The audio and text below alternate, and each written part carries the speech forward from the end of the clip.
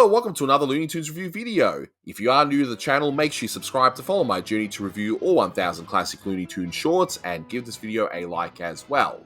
So this is a review for Canned Feud, and with me today are my two fellow cans, Manny Cruz and Matt Hunter. Say hi. Fuffer and fuckatash. I'm the cat. Ah, boy, why do I bring you boys on? I really have no idea. But you're here now, so we might as well get over and done with, eh? As mentioned, this is Canned Feud, released on the 3rd of February 1951. It had a Blue Ribbon reissue sometime in 1959. It's the 611th in the series, and it's directed by Friz Freleng. You can find this on the Looney Tunes Golden Collection Volume 1 DVD set. It was remastered again with its original rings on the Looney Tunes Platinum Collection Volume 2, although it looks a little darker. Pick your poison. I mean, the cartoon's great either way. In case you haven't seen this one, I can't show you the full thing on YouTube due to copyright and all that jazz, but essentially, Sylvester is left all alone in the house as his owners have gone on holidays and forgot all about him apparently, but there's plenty of canned food in the house. Sylvester needs a can opener, but finds that a pesky mouse is keeping it from him. So that darn mouse.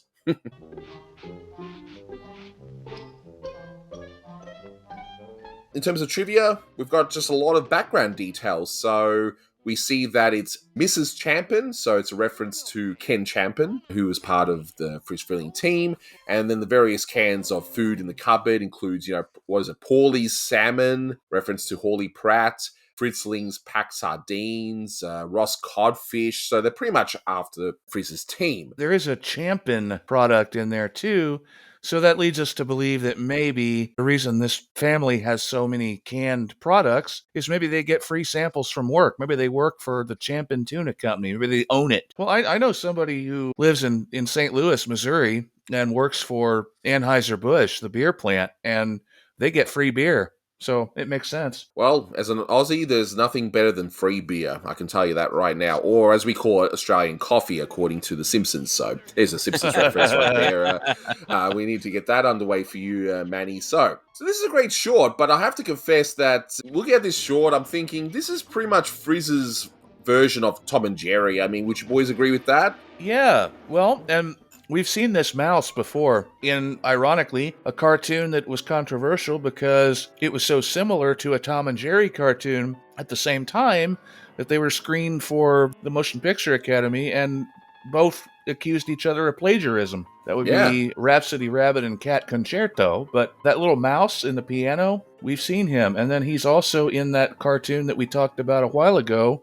called Stooge for a Mouse. I think it's the same little nameless mouse that Freleng used. I think so. I just think Freleng just loves using mice. I mean, eventually we're going to see Speedy Gonzales coming to the picture, and he directed a lot of those. So I don't know what is it with him and mice. Yeah, well, and we got this plot essentially with Speedy Gonzales many years later too. There's a cartoon, I believe it's called Moby Duck from the Patty Freleng era, and it's Daffy and Speedy marooned on an island. It's the same thing. Daffy has a big old box of canned food. Speedy has the can opener. Daffy won't share, and so Speedy won't share either, and similar hijinks ensue. Yep, and as we all know, the Patty Freleng era of Looney Tunes, that's a mark of high quality right there, so I can't wait to get to those.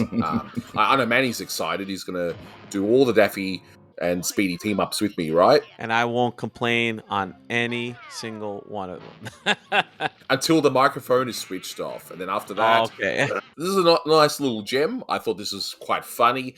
And I already know that right in the beginning that Manny would get giddy because a certain song that plays in the beginning, which certainly Starling never, ever used in any of his cartoons, right? Never. Well, I believe the piece you're referring to is Tchaikovsky's first piano concerto in B-flat. Oh, wait, I'm thinking of a corny concerto. Great cartoon, great piece of music. But no, you were referring to California, Here I Come.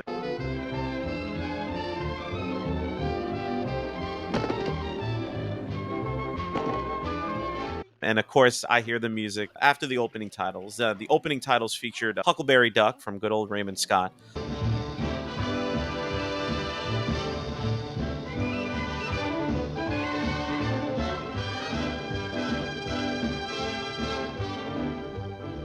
But once in the beginning, when you see the Champion family getting ready for their, how do you guys say it again? A holiday?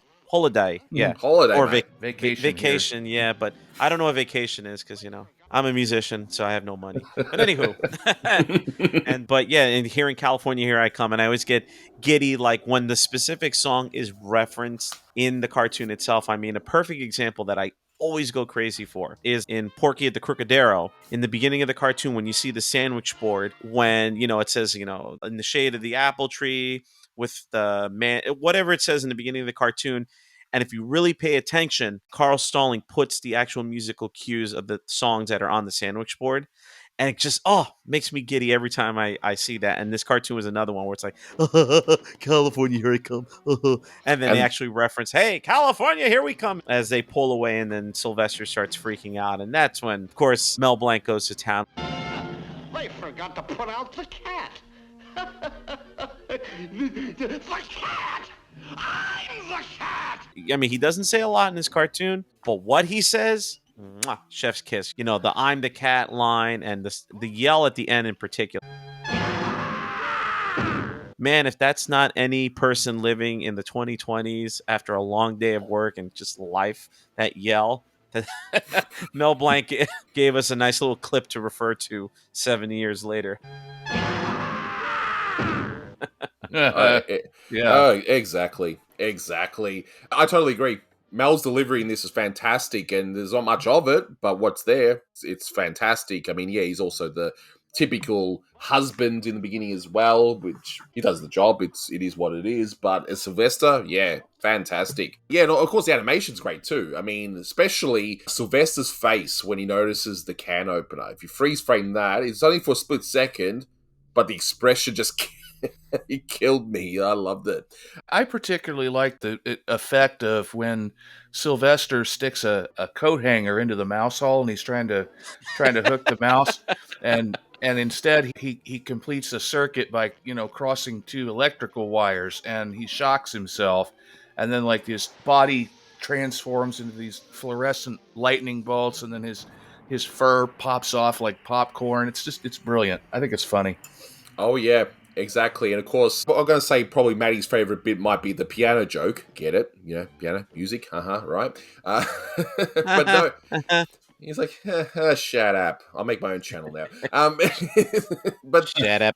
But how many times have we seen that piano gag, though, with the piano teeth, if you will, the keys turning into the teeth? I'm just trying to think. I'm sure I saw it before in a previous Looney Tunes short. I know we see a few times after when they start repeating gags. There's a later one by Chuck Jones. I think it's Hook, Line, and Stinker. I think it is, where Wile E. Coyote does that whole same bit where he's trying to suspend a piano with a pulley, and then he gets tangled up in it and he falls, and the piano falls on him, and then he pops up and he plays the death march, the dun da dun dun da dun, and then he falls over.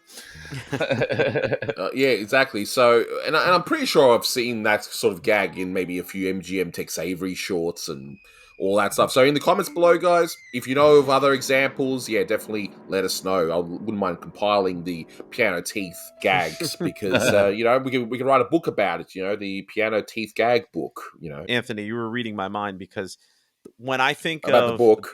About the book, yes, we're co-authors, and Matt will throw you in the forward. I was thinking specifically of a phenomenal cartoon, Bad Luck Blackie, and you were mentioning MGM, but that is probably my favorite use of a piano gag for teeth in a cartoon. And just the wrong notes that he plays kills me. And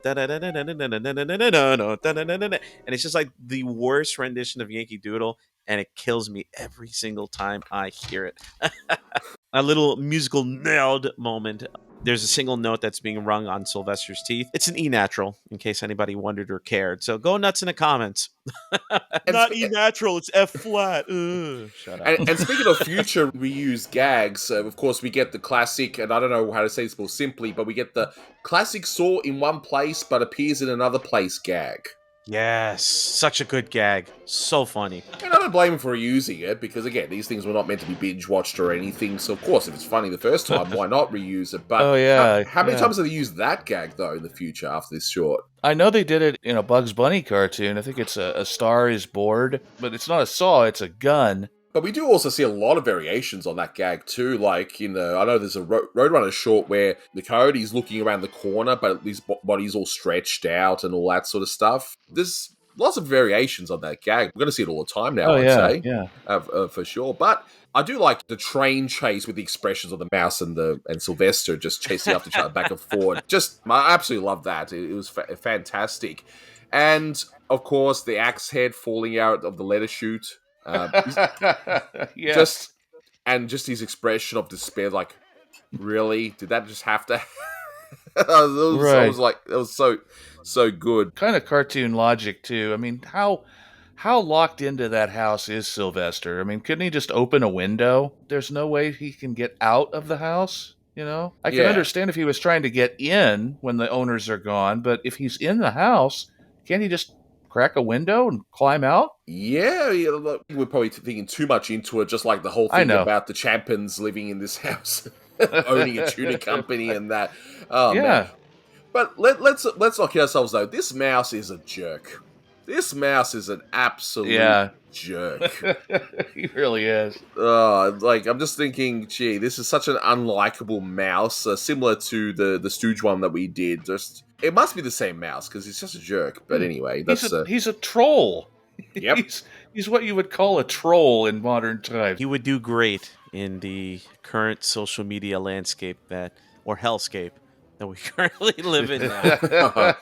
Absolutely. You mentioned that was one of my favorite scenes in particular, the train sequence, just the look on their faces, and just this cartoon with that gag and some other ones in particular. It's just like, because, we always talk about Friz's timing when it comes to musical cartoons, but just also, I mean, yeah, people talk about just like his comedic timing in general. It's just like there were so many gags, like you mentioned, the axe flying off the handle and the train thing, and just the way that he reacts to like certain predicaments. It's just nobody beats Friz when it comes to comedic timing, in my opinion. Yeah. I was digging the old censored Looney Tunes page back in the old GAC days, so that might ring a bell for you, Matt. Mm-hmm, But absolutely, yeah. I remembered seeing this cartoon long ago on Nickelodeon. The sequences that you were mentioning, one of them was the axe flying off the handle. That was cut from the Nickelodeon broadcast. And the scene when Sylvester connected the two wires together and the electrocution, that was also cut. And it's always like, man, it's so weird to,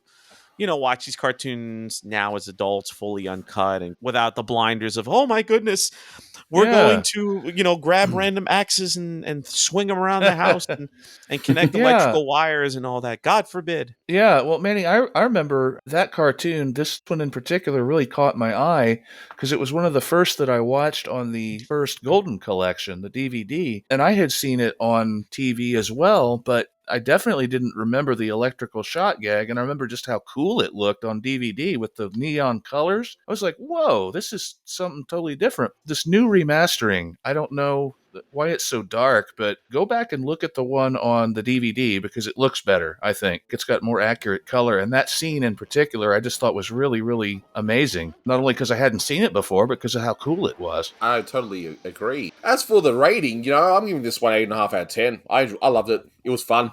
I really enjoyed it. The gags are great. The delivery, as few as it is in this one by Mel Blanc, fantastic. Chef's kiss, and the animation is fantastic. The timing, even for the little things like the opening and closing of those cupboard doors, just dum dum dum dum dum. Fantastic, yeah. 8.5 out of 10. Basically, Friz Freleng's Tom and Jerry, really. Same thing, 8.5 out of 10. I hadn't seen this one in a very long time, and there was plenty of moments where I was literally laughing out loud. Just solid early 50s Friz work, and just his timing is impeccable. I 100% agree with both of you. I couldn't change anything. 8.5 out of 10, I think, is the consensus. Obviously, for those of you who disagree or agree or whatever, yeah, let me know in the comments below. But that'll do it for this one. Thank you so much for watching, guys, and until next time, take care. Did somebody take the cat out? And before you leave, because you guys loved it last time, here are a few more outtakes. I thought you said my mic was switched off. I was like, No. no. Wait a minute, that would be a good thing. You're like, finally, we got rid of this knucklehead. But This blabbermouth who talks too much. He talks about mice and dogs and all these other animals over there, Yeah, oh dear. Oh dear. But getting back to the cartoon, of course. Uh-huh. Hold on. You okay? I liked it so much, I yanked the cable out of my headphone.